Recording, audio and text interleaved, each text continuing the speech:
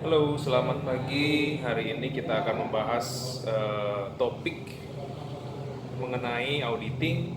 Seperti biasa, jangan lupa di like dan subscribe.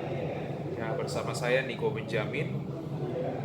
Dalam auditing ini ada beberapa hal yang akan kita bahas ya, utamanya mengenai audit itu sendiri.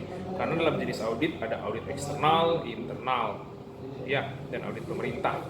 Nah, hari ini kita akan membahas mengenai internal audit itu sendiri. Nah, tapi lebih kepada laporannya, gitu, ya. Jadi, laporan internal auditor ini merupakan sarana pertanggungjawaban internal audit atas penugasan pemeriksaan oleh pimpinan. Laporan internal auditor juga mengungkapkan dan menguraikan kelemahan yang ada pada perusahaan serta keberhasilan yang telah dicapai manajemen. Nah, laporan audit internal juga ada beberapa makna ya. Yang pertama menginformasi, mempengaruhi, dan memberikan hasil. Dalam menginformasi tentu kita akan tahu, menceritakan hal-hal yang apa sih yang kita temui di lapangan pada saat proses auditing. Lalu yang kedua mempengaruhi. Mempengaruhi di sini maksudnya itu meyakinkan manajemen mengenai nilai validitas dari temuan audit. Berikutnya memberikan hasil. Memberikan hasil yaitu menggerakkan manajemen ke arah perubahan dan perbaikan. Lalu untuk meningkatkan proses penulisan laporan bagi seorang auditor itu ya tentu ada persyaratan atau ada hal-hal yang harus dilihat. Yang pertama, penentuan standar minimum penerimaan laporan melalui manual tulisan. Yang kedua, mengkomunikasikan standar-standar tersebut kepada staf melalui pelatihan. Berikutnya, memperkuat standar-standar tersebut yang telah ditetapkan dengan pengeditan yang independen atau melalui evaluasi seluruh laporan terhadap standar tersebut. Yang berikutnya meyakinkan dimuatnya seluruh unsur temuan. Nah, dalam internal audit laporan itu sendiri ada friksi ya.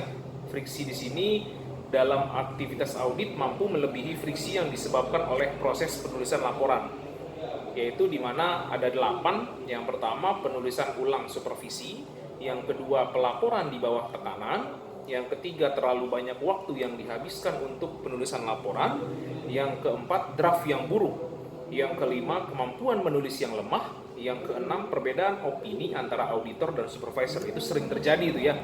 Lalu yang ketujuh penulisan laporan dilakukan jauh dari lokasi audit. Lalu yang kedelapan itu kurangnya minat klien ya. Tujuannya apa sih dalam laporan audit internal ini?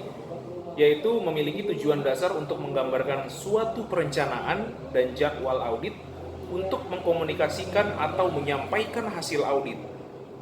Laporan audit internal juga harus memiliki 4 dasar objektivitas dan komponen, yaitu yang pertama objektif, waktu dan ruang lingkup, yang kedua deskripsi temuan, yang ketiga saran sebagai koreksi, itu perlu itu.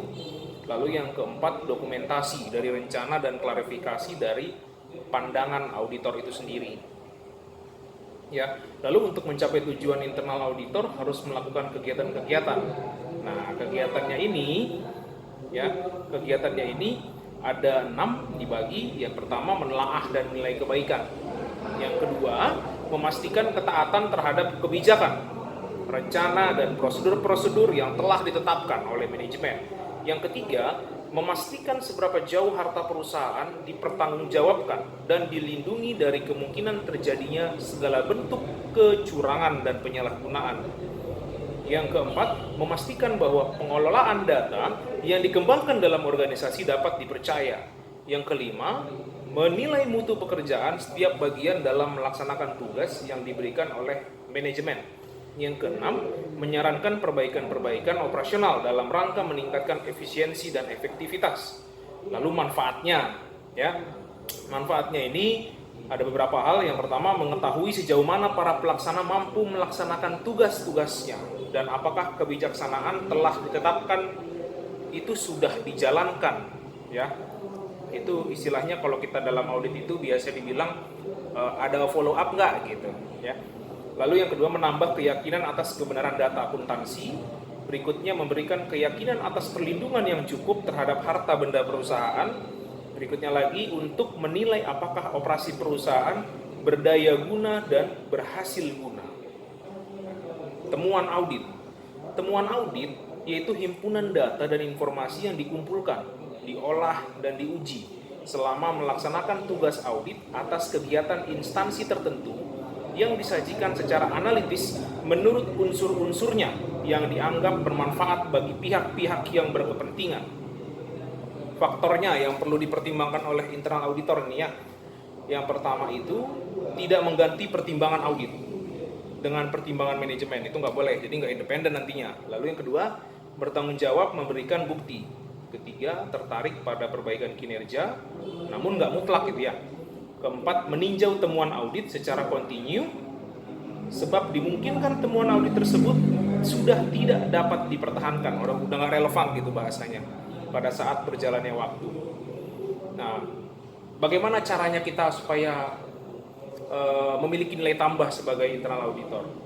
Yang pertama, meyakinkan bahwa temuan dan rekomendasi diberikan memiliki dampak positif bagi perusahaan atau organisasi.